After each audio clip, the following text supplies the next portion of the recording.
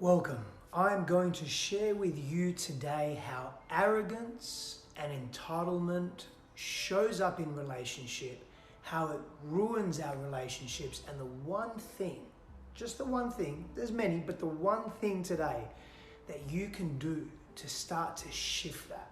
But let me begin with a story. So, this is an interesting one for me.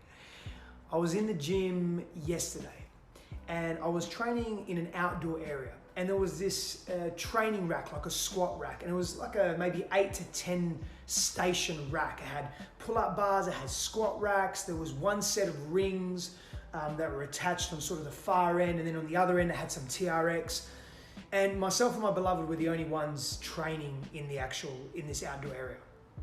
I was doing some weighted ring rows. I was laying down, had a box set up, doing some weighted ring rows, just putting some weight on my chest. And then I was pairing that with some handstand holds, like inversion holds. It felt good, it was good fun. Anyway, so I'm just going back and forth with that, and Christine's doing something similar, but a little bit different, but sort of complementary muscle groups, etc., etc. Anyway, this gentleman comes out, and so literally, let me paint the picture. We're talking about, 15, 20 foot length of rack, 10 foot sort of width and depth. There's many different stations. No one's utilizing these stations, right? I was doing my ring rows, just finished. Then I was doing an inversion hold with some handstand push-ups as well. And he goes ahead to start moving the ring. So he comes from sort of the outside, so the squat rack, these racks are on this station is on the far end, and the entry door's on the other end. He sort of has to walk all the way to my end, which I'm right on the end. He starts moving the rings. I said, "Oh, excuse me, I'm still using that." And he said, "Oh, do you mind if I just come in? Can I use it? Do you mind?" I said, "Sure." I was resting anyway. And I was looking at him and I was thinking, now, how he said that as well was interesting, because he didn't say it in a kind, compassionate way. He also said it with some arrogance. Now, maybe I'm shading the situation. It's my interpretation of things, but it got me thinking about a few things. Anyway, he did a few pull-ups really quick. He put the rings back where it was, and away I went. But it got me thinking a little bit, right? And we're pretty good as humans in recognizing attributes or other characteristics, or how people are sort of expressing, right? It's ingrained within us, it's built in within us. Now, I have no doubt there are judgments laid on that, and I made a judgment on this guy. I made a judgment that his arrogance and his sense of entitlement, my judgment, completely take ownership for that, was clouding his ability to have common sense. This was what I was interpreting, because I thought to myself, it would have been easier for him than to move all these rings, these straps with the rings. All he had to do was literally shift one station over and do his pull-ups, and he wouldn't have to go to the trouble of doing that. But it got me thinking about relationships, right? And I forgave myself for the judgment, and I sort of zipped my mouth. I thought, do I really want to get into an argument with this guy? Is it really worth it? He's sort of in his own world. Maybe he's having a bad day. Maybe he's just on a mission. Maybe he's really focused. Whatever it may be. Could be a variety of reasons as to why he behaved how he did and where he went. However, it got me thinking about this notion that entitlement and arrogance clouds our ability to just have common sense, because we're hyper absorbed. We're almost hyper selfish. We have this entitlement that everything must be done for us. Everything must happen for us. The world is here to serve us. Our environment, the people in it, they're here for us.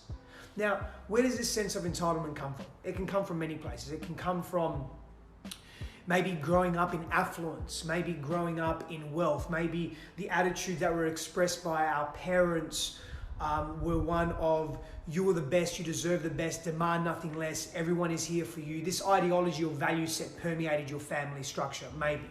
Maybe you grew up in a situation where you had to survive, and you were entrenched in fear on a daily basis. So you almost have no choice but to be arrogant, because in being arrogant, you're protecting yourself, you're shielding your heart, you're shielding and protecting your mind and your belief systems and everything that is you. There could be many reasons why this happens, but I still started thinking about, how does entitlement and arrogance, this hyper selfish attitude, it lends itself to this carelessness and this lack of common sense in the world. But more importantly, how does it show up in relationship? And I started thinking about myself, where I've been arrogant in the past, where I've been entitled in the past, where I've felt that I am the best and I need this to happen for me. This is how it should be and I deserve this, and anything less is an insult to who I am. And where did that come from? I started thinking about that in my own life, and I started observing this entitlement and arrogance that my father had. And sometimes, some of you that watch these videos regularly may think that, I paint my father to be this demon, and that's not the case. As an adult, I want to say that he did the best that he could with what he had, and he didn't have much. And so the way he showed up in the world was abrupt and extreme and insular and hyper selfish and also isolated and coming from fear and pain. And so as children, we pick up a lot of that until we choose to change it as late adolescent individuals or as adults. And so I carry this arrogance and this entitlement in my relationships and in my life, how I would move through the world. And when I reflect back to previous relationships, intimate relationships, I see how it disillusioned me. It disrupted and clouded my common sense in terms of I wasn't able to be empathetic and compassionate. I wasn't able to feel the person that I was with. I wasn't able to really feel my partners. I wasn't able to understand what they were going through because I was so concerned about what I was going through. I was only focused on me. I was in a stage 1 phase of relating where I was hyper selfish. It was all about what could I get from the relationship. And I observe people around me as I work with people on a daily basis, and I'm a keen observer of human behavior. And I see this attitude that permeates our society, this stage 1 developmental aspect of relating, where it's all about what can I get. Have you ever been like that maybe? Maybe you've experienced that in your life where it's all about what can you get, and you're in this state of survival that if you don't get, if you're not receiving from others, then something's not right. You feel unworthy, or you feel that you're losing, or you feel scared, or you feel scarcity and pain.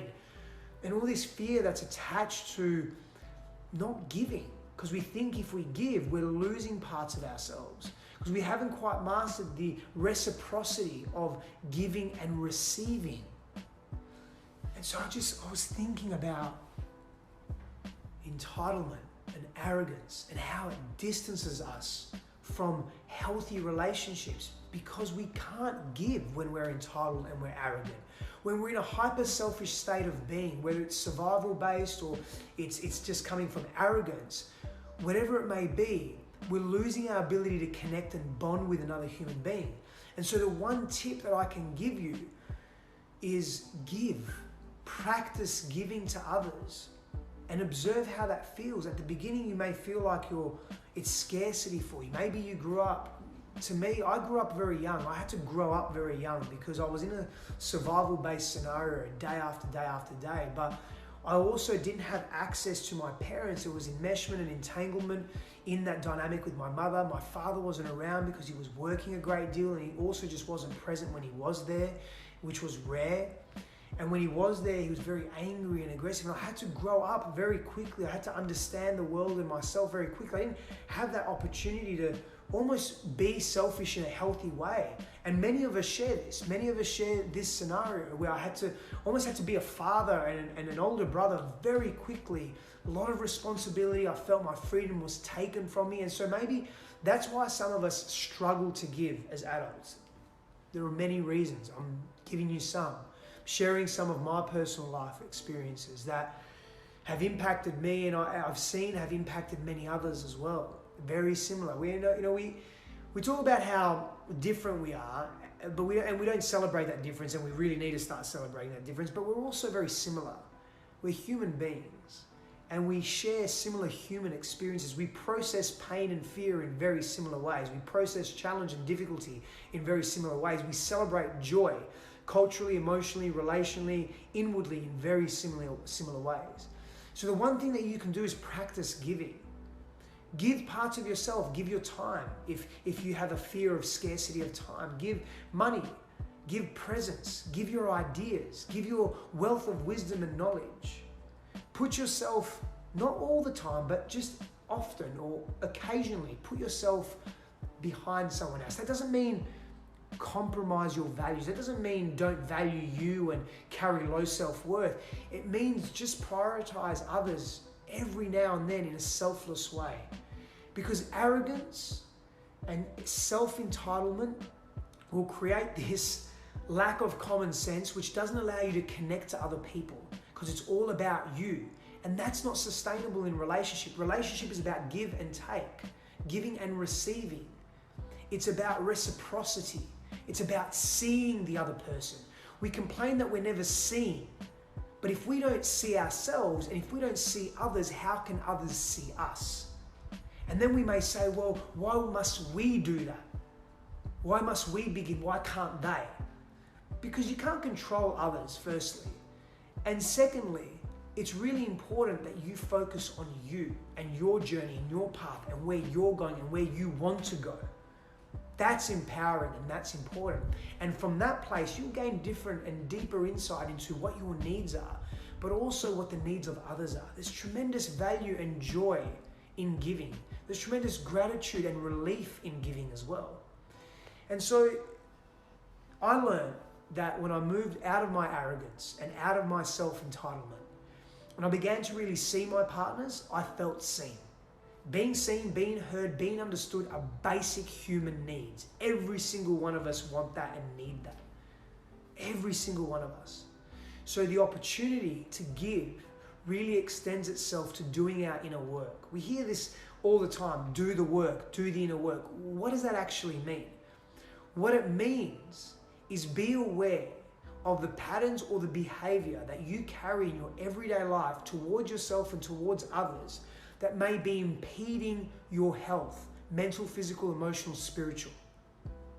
Do your work means clearing up the past, the unconscious, unresolved wounding, trauma, and fears that you may carry within you, that you haven't released yet, and that are still driving your life in an unconscious way. They're driving your actions, your behavior, what you attract, what you repel, all the difficulty that you face, maybe the repetitive pain you keep experiencing.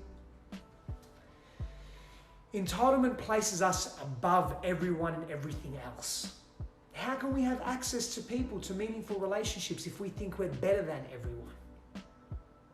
Now, that's not saying don't count your self-worth. That's not saying don't set healthy boundaries. Know your worth, know your value, know what your needs are. It means, can you open your heart to connect in a deeper way to people that want to see you, but you're not allowing them to see you because you don't carry the common sense to be able to do so. I was once that person that stunted the quality of my relationships and experiencing true joy and love and connection and intimacy and openness and vulnerability and care and fun and lightness in the relationship. So my invitation to you is, can you give more in your life? Can you drop the facade of arrogance and self-entitlement? And what's it hiding? Is it hiding a fear? Can you go into the fear? That's doing the work. Do you have the courage to do the internal work? For the men out there, men, it's easy for us to traverse mountains, or easier to be put into a battlefield, to face physical challenge, yet the inner journey, the long trek of the internal heart-based Everest, that's harder for us. So my invitation is, can you give more? And can you go into the depths of your own being and understand yourself more? Know yourself and feel yourself with greater prowess and presence, compassion, love. Power and blessings to you people. I'll see you soon.